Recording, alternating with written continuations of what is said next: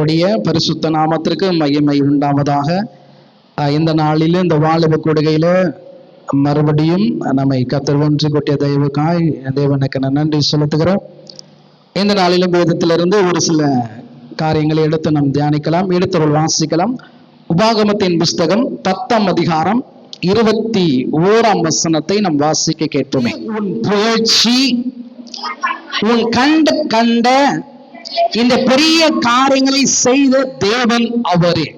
இங்க நாளிலே நாம் தியானிக்க போகிற ஒரு விஷயம் என்னன்னா, அவரே உன் புகழ்ச்சி என்ற தலைப்புல நாம் தியானிக்க போகிறோம். பொதுவாகவே நம்ம எல்லாருக்குமே புகழ்ச்சி பிடிக்கும், அப்படிதானே? புகழ்ச்சி பிடிக்காதவங்க யாருமே இல்லை. சிறு பிள்ளையிலிருந்து, வாலிப பிள்ளையிலிருந்து, பெரியவர்களிலிருந்து, எந்த அவங்க ஏஜ் கேட்டகரியா இருந்தாலும் புகழ்ச்சி என்பது எல்லாருக்கும் பிடிக்கும். புகழ்ச்சினா என்ன அப்படின்னா, ஒரு மனுஷனுடைய நல்ல பண்புகளை அவன் கண்களுக்கு முன்பாக சொல்வதுதான் புகழ்ச்சி. இப்போ என்கிட்ட நல்ல கேரக்டர், என்கிட்ட நல்ல டேலண்ட் இருக்குன்னு வச்சுங்களேன், நான் ஏதோ ஒரு விஷயத்துல சிறந்து விளங்குற ஒரு வாலிபனா இருக்கேன்னா, அதை குறித்து நீங்க சொல்லப்படும் போது அது எனக்கு எப்படி இருக்கும்?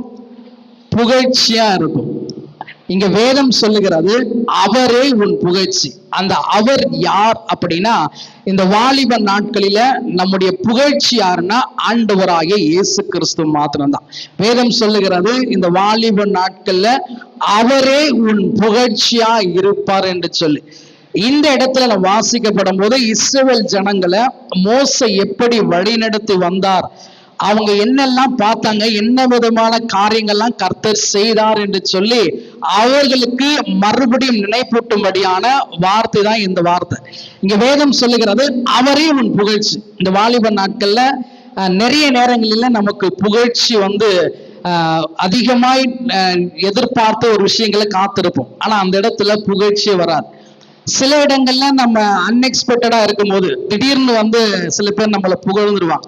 நம்ம செஞ்ச விஷயத்துக்கும் செய்யாத விஷயத்திற்கும் திடீர்னு ஒரு கிரெடிட் வந்துடும். திடீர்னு ஒரு புகழ்ந்து பேசுவாங்க. இப்ப நீங்க ஸ்கூல் படிக்கிறீங்க, காலேஜ் படிக்கிறீங்க, வேலை ஸ்தலத்துல போறீங்கன்னு வச்சுங்களா, அங்க ஏதாவது ஒரு விஷயத்த நம்ம செய்யப்படும் போது அதை அவங்க பார்த்துடுவாங்க. பார்த்த உடனே என்ன பண்ணுவாங்க, அந்த விஷயத்துல நீங்க செஞ்ச அந்த நல்ல காரியங்களை சொல்லப்படும் போது நமக்குள்ள ஆட்டோமேட்டிக்கா என்ன வந்துடும்? ஒரு புகழ்ச்சி வந்துடும். புகழ்ச்சி வந்த உடனே நமக்குள்ள ஒரு ஆட்டோமேட்டிக்கா சந்தோஷம் வரும். இப்ப 10 பேர் இருக்காங்க வச்சுக்கல, அந்த 10 பேர்ல என்ன கூப்பிட்டு இவரை போல நல்லவங்க யாரும் இல்லை அப்படின்னு சொன்னா என்ன ஆகும்? அவருக்குள்ள ஒரு ஆட்டோமேட்டிக்கா ஒரு சந்தோஷம் வரும்.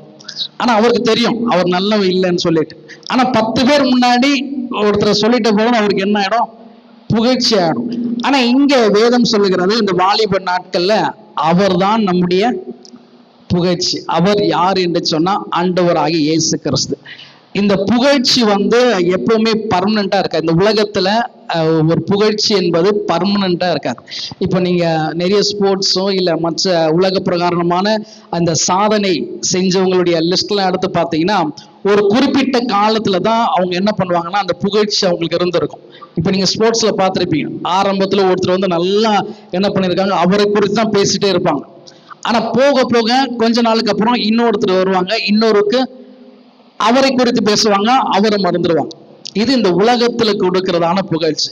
ஆனா ஆண்டவராக இயேசு கிறிஸ்து அவரோடு கூட அவரை தன் சொந்த ரட்சகரை ஏற்றுக்கொண்டு அவருக்கு பிரியமா அவரோடு வாஞ்சியா இருந்து அவருடைய காரியங்களை செய்து நம் வழி நடக்கும் போது அவரால் நமக்கு நிறைய புகழ்ச்சியான காரியங்களை கர்த்தர் வாழ்க்கையில செய்கிறவரா இருக்கிறார். இந்த நாட்களில, இந்த வாலிப நாட்களில் எனக்கு புகழ்ச்சி வர வேண்டும் அப்படி சொன்னா ஒரு 3 விஷயங்கள் மாத்திரம் நீங்க வாசிக்க வேணாம், நான் சுருக்கமா சொல்லிட்டு நான் கடந்து போகிறேன். முதலாவது, எனக்கு புகழ்ச்சி வேணும்னா நான் என்ன செய்யணும்? இப்போ உங்களை யாராவது புகழணும்னா நீங்க என்ன பண்ணுவீங்க? இப்ப நீங்க ஸ்கூல் படிக்கிறீங்கன்னு வச்சுங்களேன், உங்களை புகழ்ந்து டீச்சர் புகழ்ந்து பேசணும்னா நீங்க என்ன பண்ணணும்?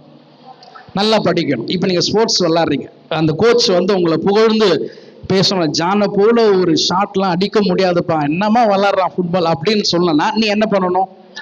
நல்லா ஆடணும், நல்லா உங்க ஸ்கில்லு காட்டணும். அதே போல இல்லக்கிட்டே ஒருத்தரை பார்த்து புகழ்ந்து பேசணும்னா அவங்ககிட்ட அவனுடைய கேரக்டர் இருக்கும். அவங்க மற்றவங்களத்துல பேசப்படும் போது எப்படி பேசுவாங்க?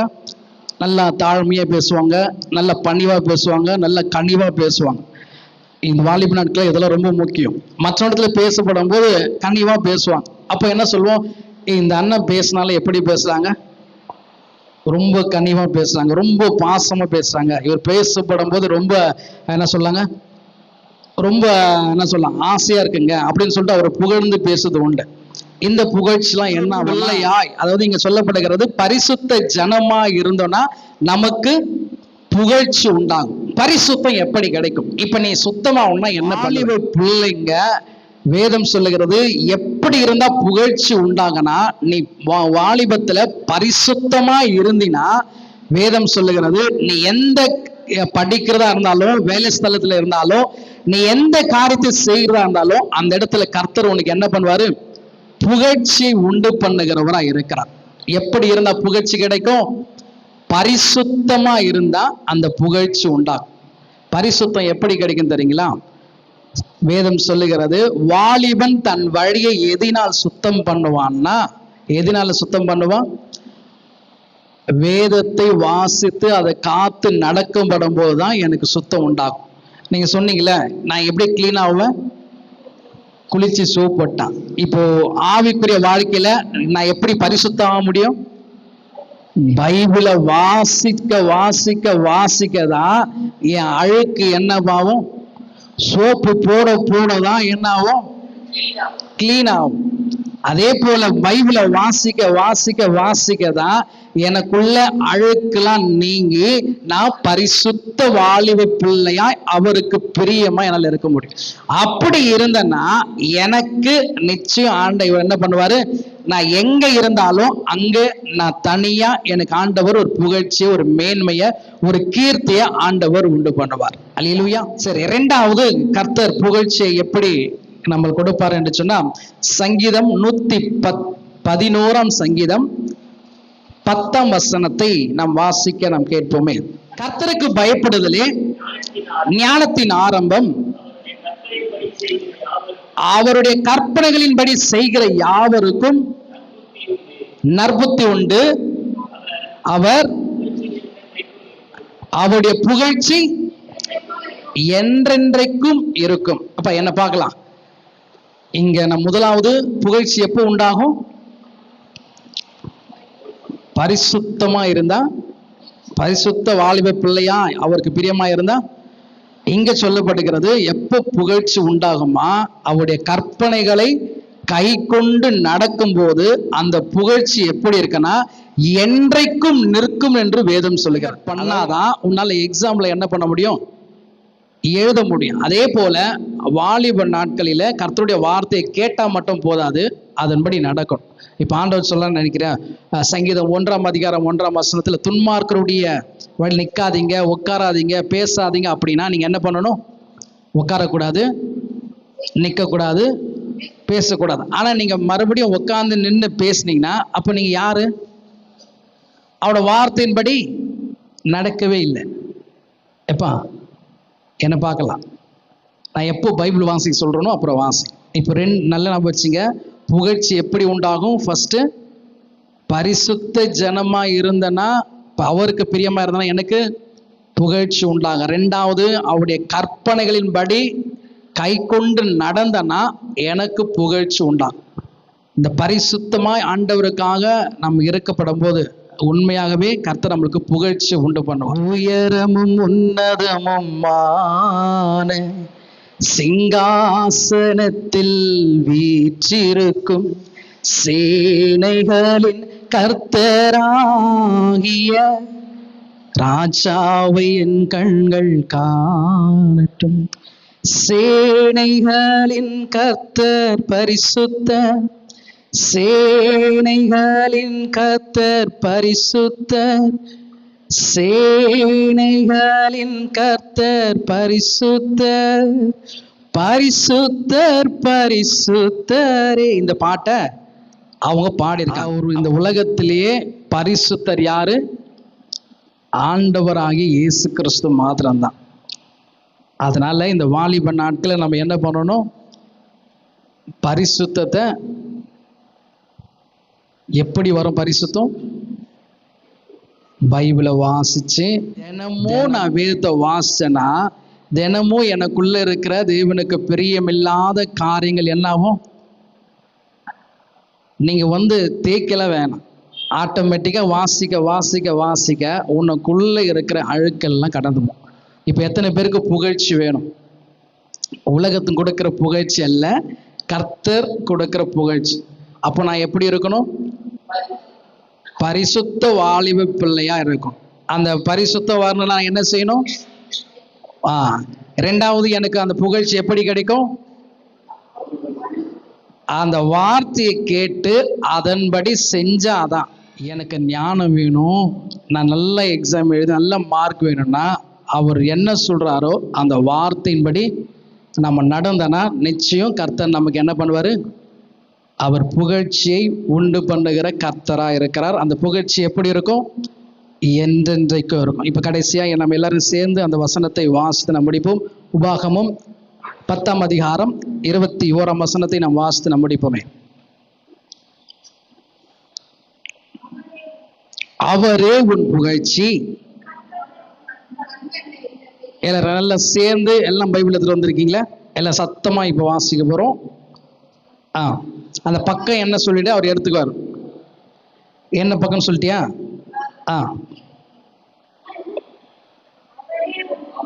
அவரே உன் புகழ்ச்சி.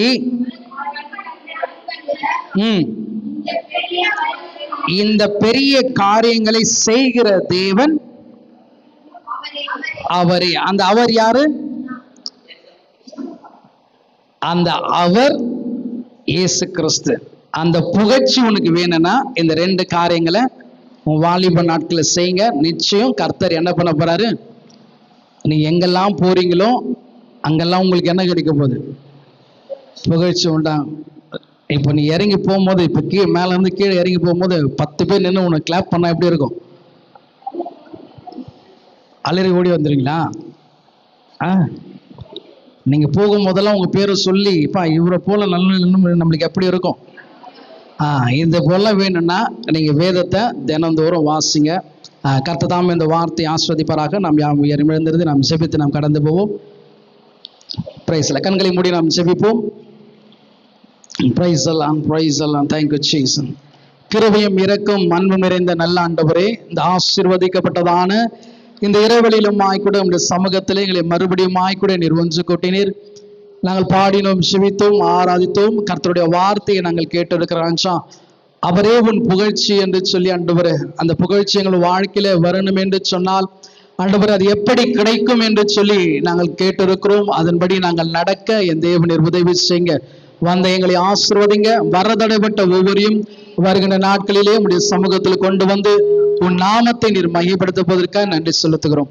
இந்த கூட்டம் தொடக்கம் முதல் முடிவரையாய் கூட தேவ பிரசன்னம் எங்களோடு இருந்து நடத்தினதற்காக நன்றி செலுத்துகிறோம்.